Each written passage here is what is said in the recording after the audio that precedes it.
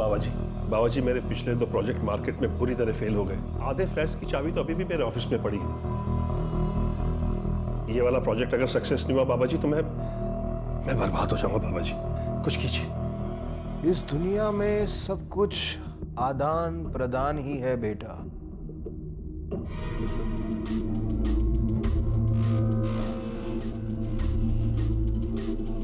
आप किसी भी तरह से मेरा ये प्रोजेक्ट निकाल दीजिए, फिर आप मुझे आदेश दीजिए, मैं कुछ भी देने को तैयार हूं।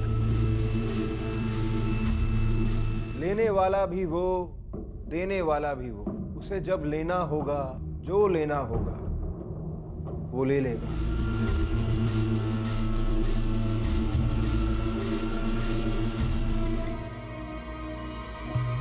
फिक्र मत कर, चमत्कार होगा।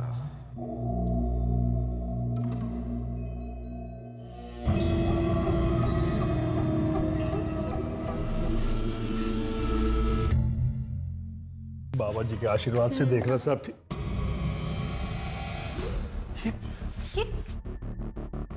ये क्या है?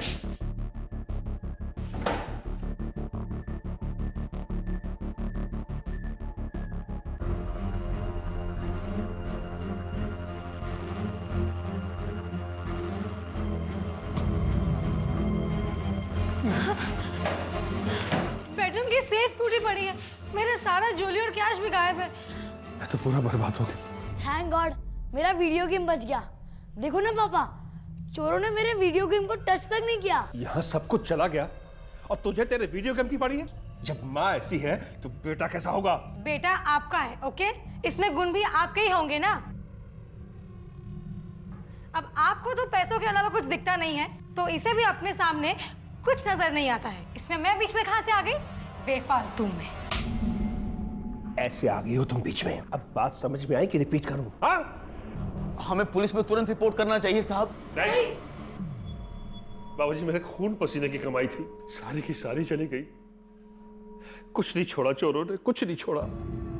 पैसा गया तो गया बाबा जी, पर लॉकर में मेरे नए प्रोजेक्ट के कागजात थे। वो कागज मुझे मिल जाए नहीं तो बहुत बड़ी प्रॉब्लम हो जाएगी। और मैं जानता हूं कि आप कुछ भी कर सकते हैं, कुछ भी।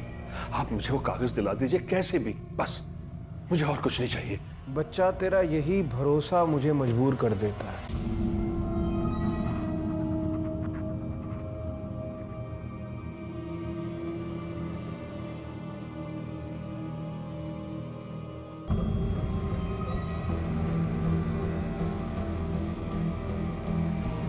ये ले, इसे उसी जगह रख देना जहां से तेरे कागज गायब हुए थे। 3 दिन के बाद तेरे घर के पास, पहले पीपल के पेड़ के पास इसे छोड़ा। चमत्कार होगा।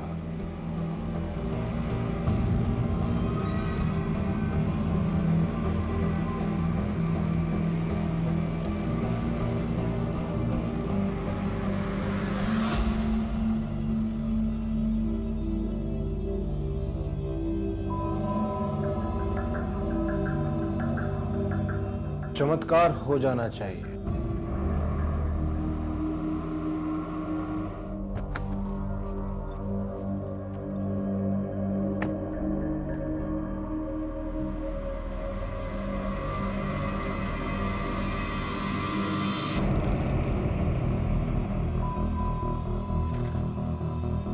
पूरी कंस्ट्रक्शन तो मेरे कागज है,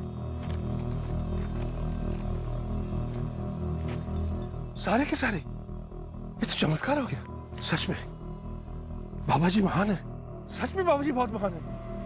बाबा जी की जय, बाबा जी की जय, बाबा जी की जय। हम इस बात पर कोई टिप्पणी नहीं कर रहे हैं कि सिद्ध पुरुष होते हैं या नहीं होते हैं। ना ही हम साधु संतों और आध्यात्मिक गुरुओं के विरोधी हैं, बल्कि हम विरोधी हैं उनके जो लोगों के विश्वास को ठगते हैं, अपने फायदे के लिए उनका इस्तेमाल करते हैं और अध्यात्म को हथियार बनाकर उन्हें नुकसान पहुंचाते हैं। अक्सर होता यह है कि अपनी मुसीबतों से निजात पाने के लिए हम जब भी ऐसे किसी साधु या बाबा के पास जाते हैं तो उनके सामने हमें खुली किताब बन जाते हैं, और इस खुली किताब को पढ़कर वो हमारी कमियों, हमारी कमजोरियों, हमारी जरूरतों और हमारी समझ के स्तर को जान जाते हैं, और इस जानकारी का इस्तेमाल करके वो हमें बेवकूफ बनाते हैं, हमारा फायदा उठाते हैं।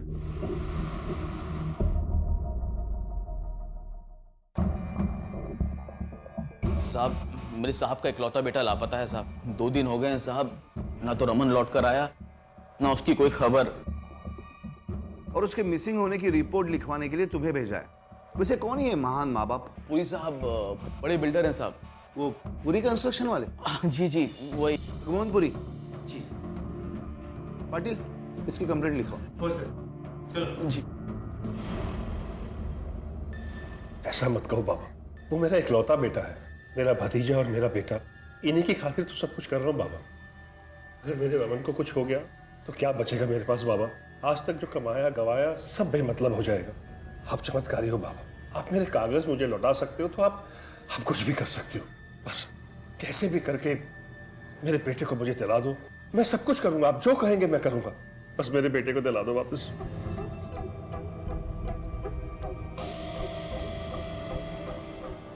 इसका तिलक कर कर पूरे विधि विधान के अनुसार 3 दिन तक मेरा पूजन करना।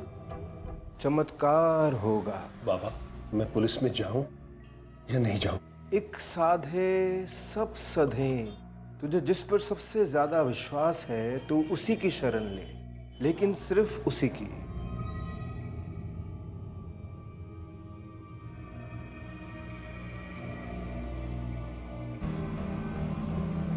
बाबा जी, इसके बेटे को लौटाने का चमत्कार कैसे करेंगे हम? वही तो हम भी सोच रहे हैं।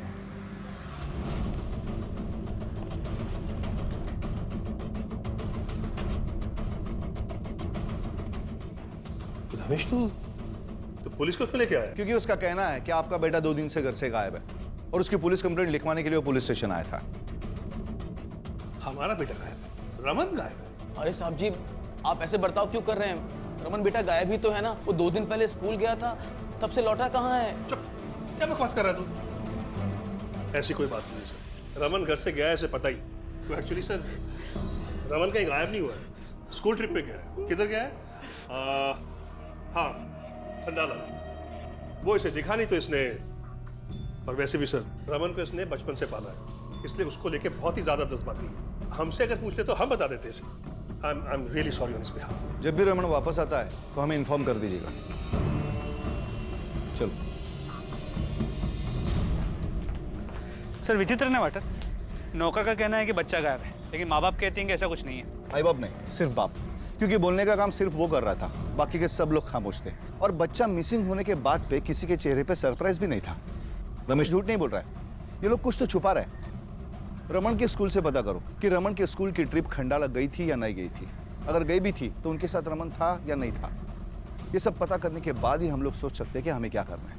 हो सर। ज्यादा घी पिला देना मैं तुझे, और कुत्तों को तो घी हजम नहीं होता तो तुझे कैसे होगा? साहब मुझे माफ कर दो साहब। भैया चुप रह। मुझसे मेरा कुछ तो पुलिस में क्या? मुझे माफ कर दो साहब जी। मैं तो रमन बाबा की खातिर पुलिस की। अरे बस भी कीजिए आप। एक तो मेरा सर दर्द से फटा जा रहा है और आप लोग हैं कि तमाशा करना है ना आपको। प्लीज अंदर जाइए और किसी कमरे में कीजिए। एक चीज सुन ले, आज के बाद अगर तूने स्मार्ट बनने की कोशिश की ना तो तेरे तोड़ दूंगा मैं।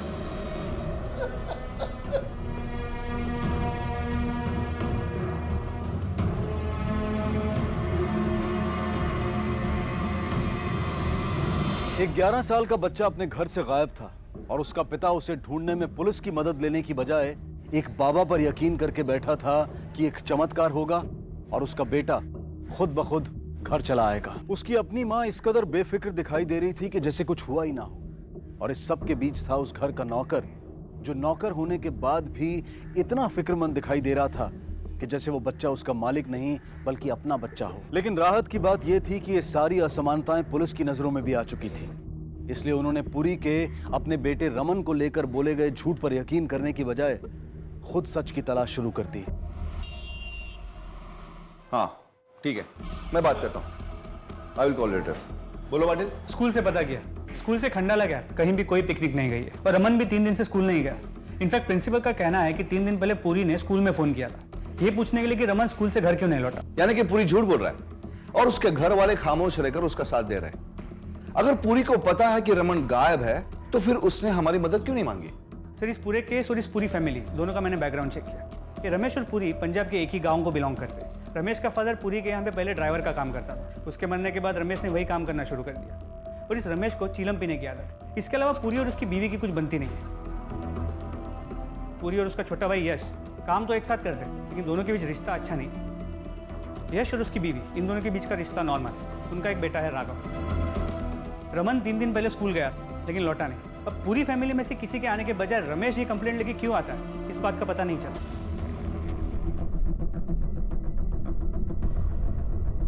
आप लोगों में से कोई बताएगा मुझे कि रमन के गायब होने को लेकर आप लोगों ने जो झूठ बोला है उसकी वजह क्या है? देखिए, रमन का अगर किडनैप हुआ है और किडनैपर के डर से आप लोग हमें इस केस में इन्वॉल्व नहीं करना चाहते तो आप सबसे बड़ी गलती कर रहे हैं। यकीन मानिए, हम लोग आपकी मदद कर सकते हैं। सर, भाई साहब ने आपसे कहा ना कि ऐसा कुछ नहीं है। अगर आपकी हेल्प की जरूरत होगी तो हम मांग लेंगे आपसे। यानी कि आप ये कहना चाहते हैं कि रमन उस स्कूल ट्रिप पे गया था और स्कूल के प्रिंसिपल को अपने स्कूल की ट्रिप कोई खंडाला गई थी ये बात पता ही नहीं है। देखिए, झूठ 2 तरह के लोग बोलते हैं, एक जिनके साथ गलत होता है और उनकी मजबूरी होती है, और दूसरे वो जो खुद गलत होते हैं। पहली जो कैटेगरी में आप लोग नहीं है तो मजबूरन मुझे आपको दूसरी कैटेगरी में बिठाना पड़ेगा। सर ये सच है कि रमन लापता है और हम लोग आपके पास आने भी वाले थे लेकिन बाबा जी ने। सर एक्चुअली हम नहीं चाहते थे कि हम पुलिस में जाएं और रमन की जान को कोई खतरा आ जाए। खतरा है मतलब? उसे किडनैप किया गया है, रैंसम मांगी गई है, हुआ क्या है? सर अगर ऐसा भी हुआ होता तो हम दे देते, लेकिन सच तो ये है कि हमें खुद नहीं पता कि हमारे रमन के साथ हुआ तो हुआ क्या। अच्छा वाला उस दिन स्कूल गया था लेकिन लौट के नहीं आया। हमने अपने लेवल पे हर जगह पूछताछ की, किसी ने उसे देखा ही नहीं, किसी को कुछ पता ही नहीं। ओके। ये सब चीजें आपको पुलिस स्टेशन में आकर कहनी होगी।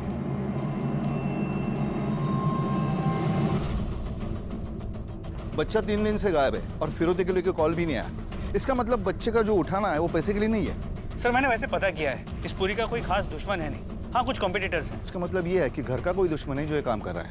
सर घर का दुश्मन? पाटिल, तुमने बताया था कि पूरी ने यश का रास्ता बार बार काटा है। कहीं यश तो ये हरकत नहीं कर रहा है अपना अकाउंट सेटल करने के लिए? एक काम करो, उसका भाई खाता खोलो, उसने किससे क्या लिया था, किससे क्या दिया था ह्याची सगळ्यांची माहिती मला पाहिजे। होय सर। आणि आता जो बाबा की तस्वीर लगाई थी ना उसके बारे में पता करो, ये बाबा शैतान के नजदीक है या भगवान के। और रमन के स्कूल के बाहर भी पता करो कि उस दिन रमन को स्कूल से बाहर निकलते हुए किसी ने देखा था या नहीं। होय सर। इस यश के बारे में पता किया, उसका पास्ट काफी क्लियर है। उसके सर्कल में भी ऐसा कोई नहीं है जिस पे हम डाउट कर सकें। उसके फोन रिकॉर्ड्स का क्या कहना है? किडनैपिंग के दिन, उससे कुछ दिन पहले और उससे कुछ दिन बाद उसके फोन लोकेशन के पैटर्न बिल्कुल सेम है। घर से ऑफिस और ऑफिस से घर। किडनैपिंग के दिन और उस वक्त भी वो ऑफिस में ही था। इसके अलावा और एक बात, यश के कॉल रिकॉर्ड्स में एक ऐसा नंबर है जिससे घंटों लगातार बातचीत होती है। किसका नंबर है? उसकी भाभी पार्वतीपुरी का। यानी कि मुझे भी ऐसा ही लगता है सर, उन दोनों के बीच शायद कुछ है। और वो स्कूल के आजू बाजू में पूछताछ की? जाधवला पाटोल है, आता ही होगा। और वो अर्धनारीश्वर बाबा? सुरेश रस्तोगी इसका नाम। पहले हलवाई था, 2 साल पहले धंधा बर्बाद हुआ तो बाबा बन गया। 2 साल में इसने काफ़ी नाम कमाया है, हाई प्रोफाइल क्लाइंट्स हैं। ये पूरी फैमिली इसकी बहुत बड़ी भक्त है। इसके आशीर्वाद के बिना घर में कोई काम नहीं होता। तो ये जो हुआ है कहीं ऐसा तो नहीं कि पूरा बाबा के आशीर्वाद से हुआ है? क्योंकि उस दिन पूरी ने अपनी बीवी को आंख दिखाकर चुप तो करवा दिया था। हम लोग आपके पास आने भी वाले थे लेकिन बाबा जी ने। लेकिन तब तक वो बोल चुकी थी कि इसी बाबा ने उसे हमारे पास आने से रोका था। अगर इसका हाथ होगा भी तो ये खुद से थोड़ी मानेगा। इस बाबा अर्धनारीश्वर को मिलने का वक्त आ गया है। चलो।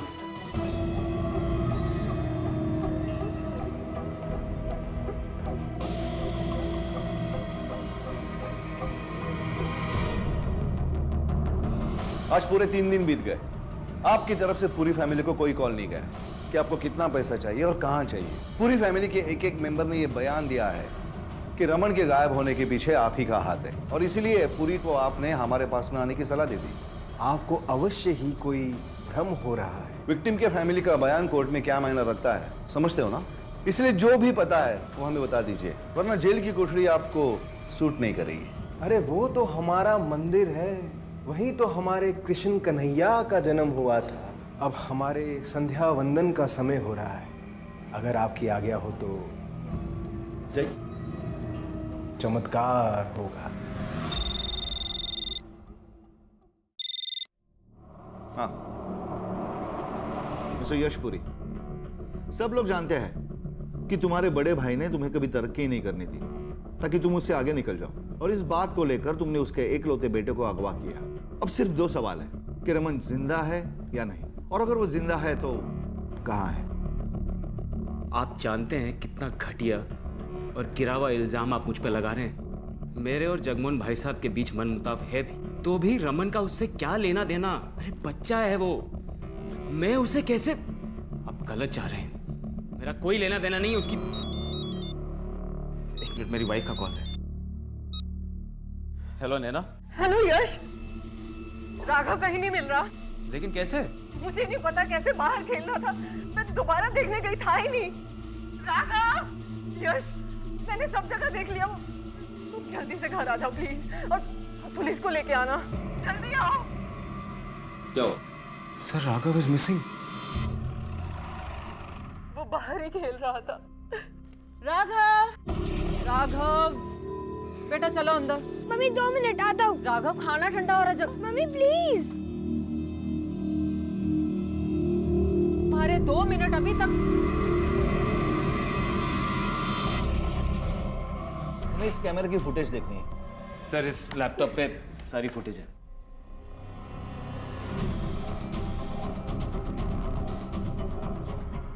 वो बॉल लेने के लिए सड़क की तरफ गया और कैमरे के रेंज से बाहर हो गया। ये बच्चों को देखने वाला तुम्हारा नौकर रमेश कहाँ था इस वक्त? जी वो तो उसी दिन काम छोड़कर चला गया था। काम छोड़कर चला गया था? जी। अचानक? पर क्यों? वो सर दरअसल उस दिन भाई साहब ने कुछ ज्यादा ही मार दिया था। आज के बाद अगर तूने स्मार्ट बनने की कोशिश की ना तो तेरे तोड़ दूंगा मैं। तो इसलिए अगले दिन वो गाँव चला गया। जी, आपके भाई साहब कहाँ पर हैं? सर वो ऑफिस में है, मैंने इन्फॉर्म कर दिया है, बस आते ही हैं। इस रमेश का गांव का पता और नंबर तो होगा ना आपके पास? Yes sir.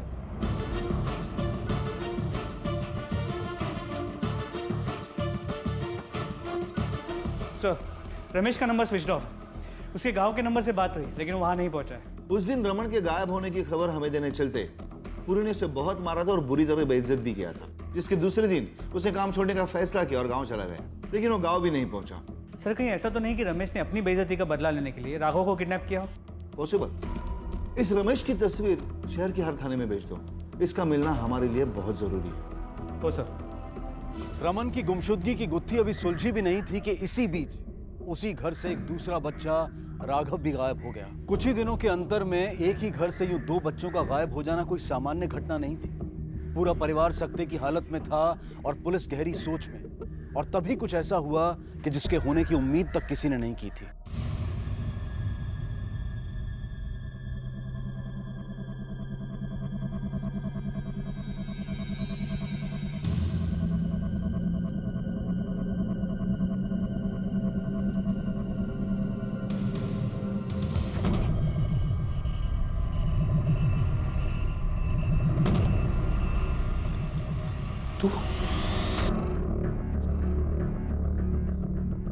जब मैं स्कूल से बाहर निकलकर रोड क्रॉस कर उस स्पॉट पे पहुंचा जहाँ पे मैं अपने ड्राइवर का वेट करता हूँ, तब मुझे लगा कि मेरे पीछे कोई है। तो वहाँ पे एक बड़ी मूछें वाला इंसान था, उसकी बड़ी बड़ी आंखें थी। उसके बाद क्या हुआ? और वो जगह कैसी थी? कोई मकान या कोई गोडाउन या और कुछ? वहाँ पर बहुत अंधेरा था, मेरे हाथ पैर भी बंधे हुए थे रस्सी से, मैं चल भी नहीं सकता था। तुमने वहां पर किसी की आवाज सुनी? मैं किसी से बात करते हुए किसी को सुना या किसी की आने जाने की आवाज? नहीं अंकल, वहाँ कोई भी आवाज नहीं थी। जहाँ पर मैं था वहाँ पर बहुत सारे कबाड़ी वाले सामान था। वहीं पर एक लोहा था, मैंने उससे अपने हाथ की रस्सी रगड़ी, अपने पैर की रस्सी खोलकर वहां से भाग निकला। तो भागकर तुम घर तक आ गए। तो जिस रास्ते से तुम घर तक आ गए तो वो रास्ता तो तुम्हें याद होगा ना? कुछ देखा वो रास्ते पे तुमने? किस डायरेक्शन से तुम आए? मुझे नहीं पता अंकल, मैं बस वहां से भागा और सीधा अपने घर के पास रुका। ठीक है, झूठ बोल रहा है लड़का। आपका मतलब है कि वो किडनैप नहीं हुआ था? क्या हुआ था और क्या नहीं ये तो मुझे पता नहीं, लेकिन एक बात तो तय है कि ये जो भी बता रहा है वो सब झूठ बोल रहा है। उसने बताया था कि उसने अपनी रस्सियां लोहे के एंगल पे रगड़ रगड़ कर काटी है। लोहे के एंगल में तो चक्कू जैसी धार नहीं होती है। हाँ, वो काटी भी जा सकती है, लेकिन उसके लिए बहुत वक्त लग सकता है और वो काटते समय उसके हाथ में खरोच आने के बहुत चांसेस है। जो कि उसके हाथ पे एक भी खरोच नहीं दिखाई दे रहा है। दूसरी बात यह है कि अगर 3 दिन से ये लड़का रस्सी से बंधा पड़ा हुआ है तो उसके हाथ पर रस्सियों के निशान नहीं तो सूजन होनी चाहिए। वो दोनों चीजें उसके हाथ पर नहीं दिखाई दे रही है। मुझे तो लगता है ये कि फिल्मों के सीन जोड़कर ये कुछ मनगढ़ंत कहानी बता रहा है अपने को। सर वो सिर्फ 12 साल का है, ऐसा क्यों करेगा? वो तो पता करना है, नजर रखो उस पर। वही सर।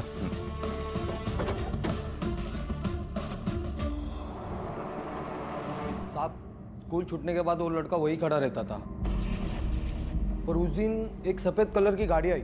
मेरे पास कस्टमर आने की वजह से मैं उसको देख नहीं पाया, पर शायद वो लड़का उसी गाड़ी में गया, सफेद कलर की। अगर वो गाड़ी तुम्हें दिखाई जाए तो तुम पहचान पाओगे? जी साहब। पाटिल, जब हम पुरी के घर गए थे तब इसी मेक की और इसी कलर की गाड़ी थी ना वहां पे? वही सर, यश की।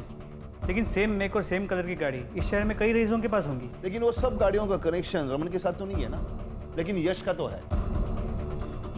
जब मैं स्कूल से बाहर निकलकर रोड क्रॉस कर उस स्पॉट पे पहुंचा तो वहां पे एक बड़ी मूछे वाला इंसान था। जहां पर मैं था वहां पर बहुत सारे कबाड़ी वाले सामान था। पाटिल, मानता हूँ कि कोई सॉलिड क्लू नहीं है, लेकिन तीर चलाने में क्या हर्ज है? पाटिल, कभी कभी उड़ते हुए तीर निशाने पर लग जाते हैं। अरे आज भी आया मुझे पिकअप करने।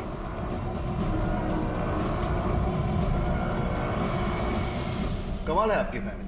आपके घर से आपका बच्चा गायब हो जाता है और उसकी मिसिंग कंप्लेंट लिखवाने भी कोई नहीं आता है। फिर बच्चा खुद घर पे वापस आता है और अपने किडनैपिंग की एक मनगढ़ंत और बहुत ही खूबसूरत कहानी सुनाता है। फिर यह पता चलता है कि बच्चे का किडनैप हुआ ही नहीं है, बल्कि वो अपनी मर्जी से खुद अपने एक दोस्त के साथ चला जाता है। ये क्या कह रहे हैं? पूछिए अपने बच्चे से। बोल बेटा, क्या हुआ था, बता। मम्मी पापा हमेशा झगड़ा करते थे, मुझे जरा सा भी अच्छा नहीं लगता था। उस रात भी ये लोग ने झगड़ा किया था, इसलिए मैं घर से चला गया था। किस बात पर हम दोनों का झगड़ा हुआ था? सर घर की बातें घर पे रहने देते। अब वैसे भी रमन तो वापस आ ही गए। आप प्लीज राघव को ढूंढिए। 2 दिन हो चुके उसे घर से गायब हुए। प्लीज।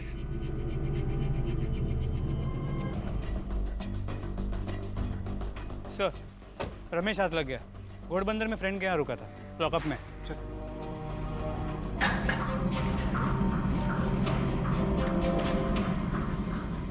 राघव कहाँ है? राघव? मुझे क्या पता साहब, मुझे नहीं पता साहब, घर में होगा सर। झूठ बोल रहा है? हाँ? झूठ बोल रहा है? हाँ? तेरे को पता नहीं कि राघव का किडनैप हुआ है? देख, सच सच बता दे, राघव कहाँ है? साहब मैं सच बोल रहा हूँ साहब, मुझे नहीं पता कि राघव कहाँ है साहब। मैं परेशान हो गया था साहब, बचपन से पिटता आ रहा था अपने साहब से साहब। जब उनका बेटा खोया तो साहब मैं आप लोगों के पास सब रिपोर्ट लिखाने आया था साहब। साहब मेरे मालिक ने साहब मुझे खूब मारा साहब।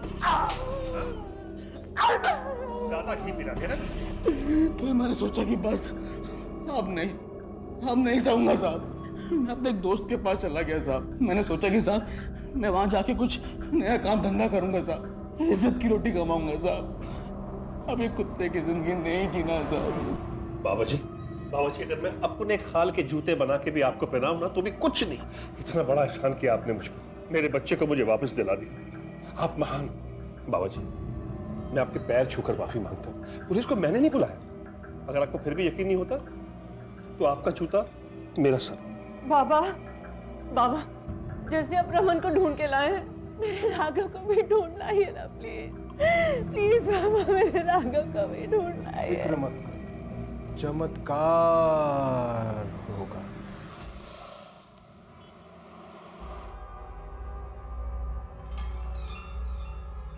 प्लीज मेरा मूड नहीं है। एक तो राघव का कुछ पता नहीं चल रहा है और तुम्हें ये सब सूझ रहा है अभी।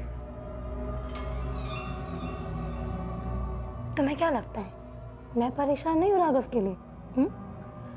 लेकिन हमारे परेशान होने से कुछ होगा क्या? वो तो लौट आएगा, लेकिन हमें ऐसे मौके रोज रोज कहाँ मिलेंगे? मैंने कहा ना मेरा मूड नहीं है। एक तो ये राघव का पता नहीं चल रहा है, ऊपर से रमन के तमाशे की वजह से पुलिस हमें और टेढ़ी नजरों से देखने लगी है। मुझे तो डर लगने लगा है कि कहीं किसी को हमारे रिश्ते के बारे में ना पता चल जाए। ऐसा कुछ नहीं होगा, तुम बिल्कुल चिंता मत करो। जब इतने सालों में हमारे बारे में किसी को कुछ नहीं मालूम पड़ा है तो अब भी किसी को कुछ नहीं मालूम पड़ेगा। Trust me. ये बाबा अर्धनारीश्वर का क्या चक्कर है? मेरे मालिक पुरी साहब उनके बहुत बड़े भक्त हैं साहब, और हाँ, नैना मैडम भी साहब। और साहब, ये बाबा जी बहुत पहुंचे हुए बाबा हैं साहब। कई बार तो हमारे पुरी साहब के ऊपर उन्होंने बहुत बड़े बड़े चमत्कार किए साहब। चमत्कार? कैसे चमत्कार? ये तो मेरे कागज है, सारे के सारे। ये तो चमत्कार हो गया। तो तुमने वो पेपर खुद देखे थे? हाँ साहब, मैंने खुद अपनी आंखों से देखे साहब, क्योंकि पुरी साहब के साथ मैं हमेशा था साहब। बाबा जी ने जैसा जैसा कहा साहब, बिल्कुल वैसा ही निकला साहब। साहब, पुरी साहब आपसे मिलने आए।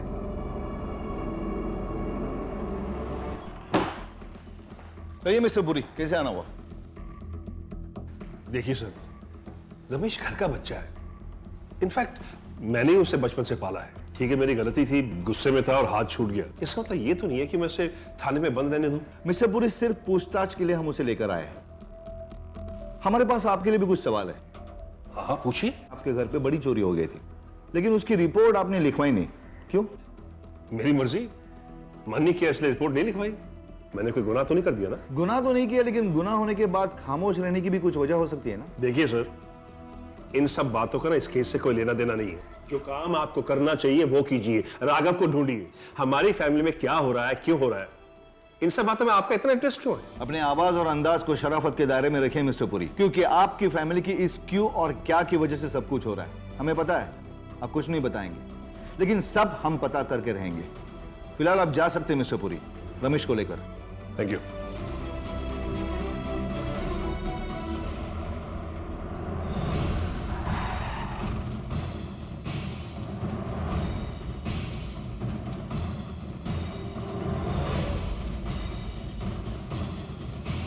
किसने मारा हुआ से? मेरा मतलब ये है कि आपका किस पर शक?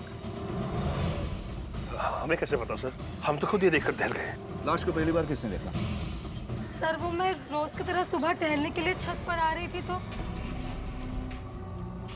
तो मैंने देखा कि दरवाजा बाहर से बंद था, इसीलिए मैंने इन्हें आवाज दी। सुनिए। भाभी ने घबराकर भैया को आवाज दी और हम भी उनके पीछे चले गए। और फिर भाई साहब ने दरवाजा तोड़ा और फिर हमने वहाँ रमेश की लाश देखी। रमेश? यश? आप लोगों ने रात में कोई आवाज सुनी? नहीं, वो रूम में एसी चल रहा था तो आवाज तो कोई सुनाई नहीं दी। सर एक्चुअली दिन भर के काम से इतना थक गया था, गहरी नींद आ गई थी। कोई उठा था रात में? नहीं सर। नहीं सर। वॉशरूम के लिए भी नहीं? आपके घर में घुसकर आपके नौकर को कोई मार कर चला जाता है और आप लोगों को पता भी नहीं चलता। ये कैसी बातें कर रहे हैं आप सर? आप तो हम पर तोहमत लगा रहे हैं। घर में जो लोग रहते हैं उनमें से भी तो कोई हो सकता है। आपको जिस पे शक करना है कीजिए, लेकिन प्लीज हमें हमारा बेटा वापस लौटा दीजिए प्लीज। सर, घर के सीसीटीवी कैमरा बंद है। पाटिल सब लोग मिले हुए हैं, कुछ ना कुछ तो ऐसी बात है जो हमसे छुपा रहे हैं। बॉडी को पोस्टमार्टम के लिए भेज दो। हो सर। कहीं ऐसा तो नहीं कि रमेश खुद एक किडनैपर है, किसी के साथ मिलकर उसने राघव का किडनैप किया और फिर दोनों में किसी बात को लेकर झगड़ा हुआ हो, इसलिए रमेश के साथी ने रमेश का कत्ल करके खुद फरार हो गया। तो ये भी हो सकता है कि रमेश खुद एक विक्टिम है और वो कुछ ऐसी बात जानता है जिसका बाहर आने से इस फैमिली के एक मेंबर नहीं तो पूरी फैमिली मुश्किल में आ सकती थी, इसलिए रमेश को खामोश किया गया। बाबा का हाथ भी तो हो सकता है। जिस तरह उसने पूरी के घर पे चोरी कराई थी, उसी तरह रमेश का भी कत्ल कर दिया। पॉसिबल। इन सब लोगों की लोकेशंस और कॉल रिकॉर्ड्स का पता करो। रमेश के कत्ल के वक्त कौन कौन कहाँ था ये पता करो। कोई सर।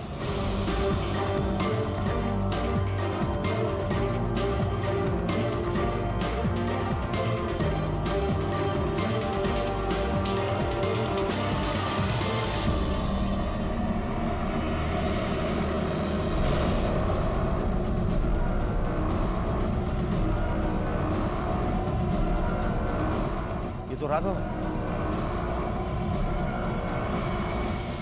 राघव की लाश पर एक भी कपड़ा नहीं मिला और उसकी बॉडी भी बहुत क्लीन थी।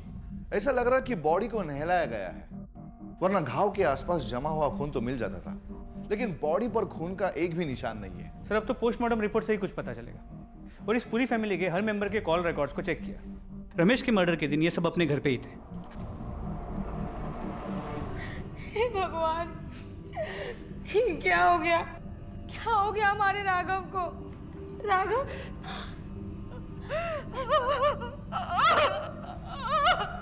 नैना, नैना,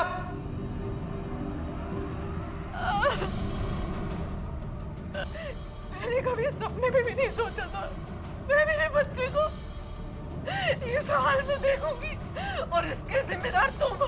तुम राघव के अंतिम संस्कार के साथ मेरा तुमसे, तुम्हारे परिवार से रिश्ता हमेशा के लिए खत्म। छीन लिया मेरा बेटा तुमने मुझसे। सर, बच्चे की बॉडी पर 2 इंजरी मार्क्स हैं। एक सिर पर, जो किसी बाहरी चीज से मारे जाने का है, और दूसरा चाकू का, जिसे ठीक दिल के बीचों बीच मारा गया, और बच्चे की ऑन द स्पॉट मौत हो गई। मौत के बाद बॉडी को अच्छी तरह से साफ किया गया, या कह सकते हैं कि नहलाया गया। I don't know why. मौत का दिन और वक्त क्या रहा होगा? सर, करीबन 3-4 दिन पहले। सर लगभग उसी दिन जिस दिन वो गायब हुआ। एक 10 साल के मासूम बच्चे का कत्ल हो चुका था और उसका परिवार, जिसके रिश्तों का ताना बाना इतना उलझा हुआ था कि देखकर यकीन करना मुश्किल था, वो परिवार एक ढोंगी बाबा के चरणों में बैठकर रमेश सुरेश रस्तोगी इसका नाम। पहले हलवाई था, 2 साल पहले धंधा बर्बाद हुआ तो बाबा बन गया। यश, किसने मारा हुआ इसे? ये तो राघव है। राघव की लाश पर एक भी कपड़ा नहीं मिला। ऐसा लग रहा है कि बॉडी को नहलाया गया है। सर अब तो पोस्टमार्टम रिपोर्ट से ही कुछ पता चलेगा। सर, उस बच्चे के सीने के घाव के अंदर हमें कुछ माइक्रोस्कोपिक रेशे मिले हैं। रेशे? कैसे रेशे? सर, डिटेल रिपोर्ट अभी तक नहीं आई, लेकिन वो रेशे कपड़े के बने हुए हैं। कलर क्या है उनका? कुछ कहा नहीं जा सकता। खून में भीगे हुए हैं तो लाल ही नजर आते हैं, पर हो सकता है कुछ और रंग के हो। एक बार रिपोर्ट आ जाए तो सब पता चल जाएगा। क्या ये हो सकता है कि ये रेशे राघव के टी शर्ट के हों? जब उस पर वार हुआ तो चाकू के साथ सीने में धंस गए? हो सकता है।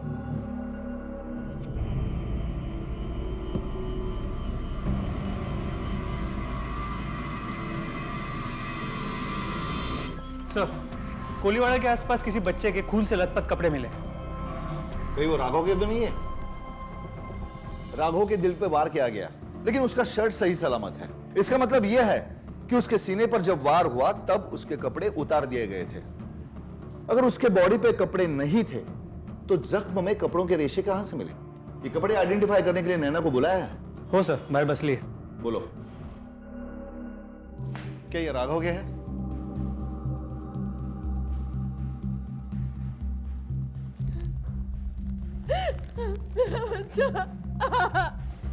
हमें एक बात बताइए कि बाबा जी से मिलने गई थी आप? गई थी, लेकिन ये कोई जुर्म तो नहीं है। नहीं है, लेकिन जिसके साथ जुर्म हुआ है वो खुद उस केस के सस्पेक्ट को मिलने जाए तो कोई अजीब नहीं लगता आपको? बाबा ऐसा नहीं कर सकते। मेरे बच्चे की मौत में उनका कोई हाथ हो ही नहीं सकता। वो तो मेरे राघव की जिंदगी की खैरियत के लिए एक बहुत बड़ी पूजा करने वाले थे, लेकिन उसके पहले ही। अच्छा, उन्होंने ये बताया और आपने मान भी लिया? कमाल है। खैर, आपने मेरे सवाल का जवाब नहीं दिया। अब बाबा जी से मिलने क्यों गई थी? मैं बर्दाश्त नहीं कर पा रही थी कि मेरा बच्चा, तो मैं बाबा के पास गई कि शायद उनके आशीर्वाद से। हाँ डॉक्टर। सर, वो फाइबर फैब्रिक का ही है, लाल रंग के सिल्क का। लाल रंग का सिल्क? जी सर। सर, इससे ज्यादा मेरे पास कुछ नहीं है आपको बताने के लिए। इतनी हेल्प काफी है doctor, thank you. Okay sir. Raghav का स्कूल ड्रेस निकालकर शायद उसे लाल रंग के कपड़े पहनाए और उसके रेशे चाकू के साथ सीने में धंसकर वही रह गए, वरना बॉडी के इतने अंदर बारीक रेशे कैसे पहुंच सकते हैं? अब सवाल यह है कि राघव को ये दूसरे कपड़े क्यों पहनाएगा? अगर किसी रस्सी का सिरा हाथ लग जाए तो उसके सहारे उसके छोर तक पहुंचने की उम्मीद की जा सकती है, लेकिन यहां तो पुलिस के हाथ सिरा नहीं बल्कि एक रेशा लगा था, लाल रंग के कपड़े का मात्र एक रेशा। ये बहुत छोटी लेकिन बहुत अहम कड़ी थी, जो छोटी होने के बाद भी अपने अंदर शायद जुर्म की पूरी कहानी छुपाए हुए थी, और उस मुजरिम की पहचान भी जो इस जुर्म का जिम्मेदार था। लेकिन साथ ही पुलिस के लिए एक ऐसा रोड़ा था जिसके आगे कोई रास्ता नहीं था, मगर पुलिस ने हार नहीं मानी और इस छोटे से सुराग के जरिए ही इस नामुमकिन से काम को अंजाम देने की ठानी। पास से आश्रम में जाने के पहले पहनना पड़ता है उस चुन्नी को। मैं पहले बहुत तकलीफ में हूँ, ऐसे इल्जाम लगा के मुझे और तकलीफ मत दीजिए। क्या तुम भी वही सोच रहे हो पाटिल जो मैं सोच रहा हूँ? हो सर, लेकिन प्रूव कैसे करेंगे? हमारे पास उनके खिलाफ कोई सबूत नहीं है। हर बार जरूरी नहीं है कि सबूत ही मुजरिम तक पहुंचाए। कई बार ऐसा भी होता है कि मुजरिम से उसके जुर्म का सबूत निकालना पड़ता है।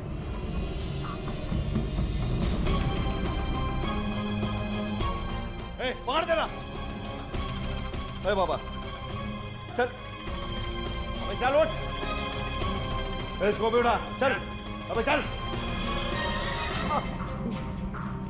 ये सही नहीं कर रहे हैं आप लोग, ठीक नहीं कर रहे हैं, आपको भुगतना पड़ेगा, मैं बता रहा हूँ आपको। आखिरी बार पूछ रहा हूँ, राघव को क्यों मारा? आपका दिमाग खराब हो। तब तक मारते रहो जब तक ये सच ना बोले।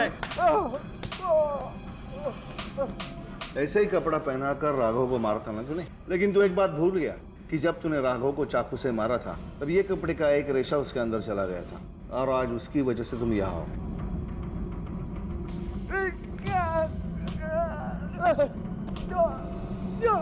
बता दो साहब, हम तो साधु आदमी हैं साहब, उस दुष्ट के बहकावे में आके ही गलती कर बैठे।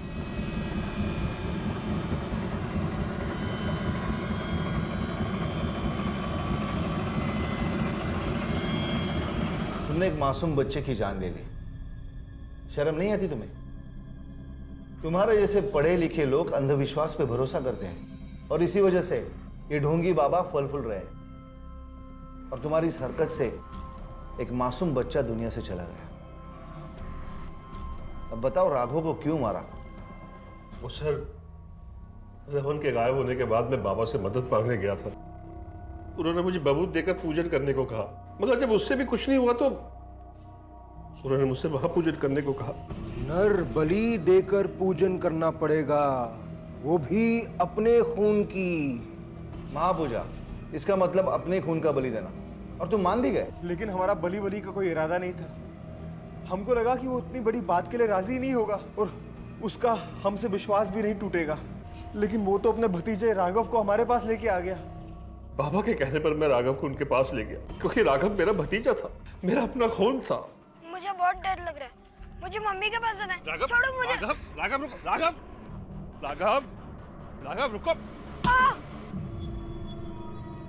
बाबा जी, प्रणाम बाबा जी, अब बहुत उचित समय पर आए। अब जल्दी चल, शुभ मुहूर्त निकला जा रहा है, चल। रमेश को क्यों मारा? चौंको मत, हमें सब पता है। उसने मुझे बाबा से बात करते हुए सुन लिया था और उसको सब सच्चाई का पता चल चुका था।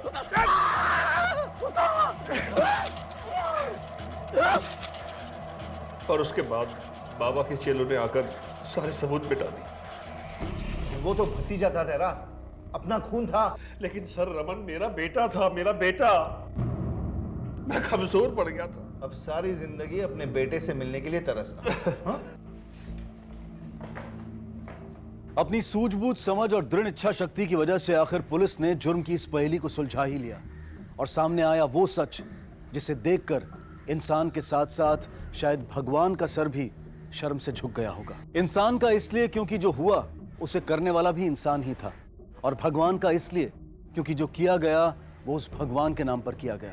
बाबा अर्धनारीश्वर ने अपने लालच और पुरी ने अपने स्वार्थ की वजह से ना सिर्फ एक मासूम बच्चे की हत्या करने का घिनौना अपराध किया, बल्कि उसे छिपाने के लिए एक दूसरे नेक इंसान रमेश की जिंदगी भी उससे छीन ली। ये बेहद जरूरी है कि हम अपने लालच, अपने स्वार्थ और अपनी कमजोरियों को कभी अपने ऊपर हावी ना होने दें। अब मैं अनूप सोनी आपसे विदा लेता हूं, फिर मुलाकात होगी अगले एपिसोड में एक और चौंका देने वाले केस के साथ। तब तक अपना और अपने परिवार का ख्याल रखें और देखते रहें क्राइम पेट्रोल डायल 100। सबक एक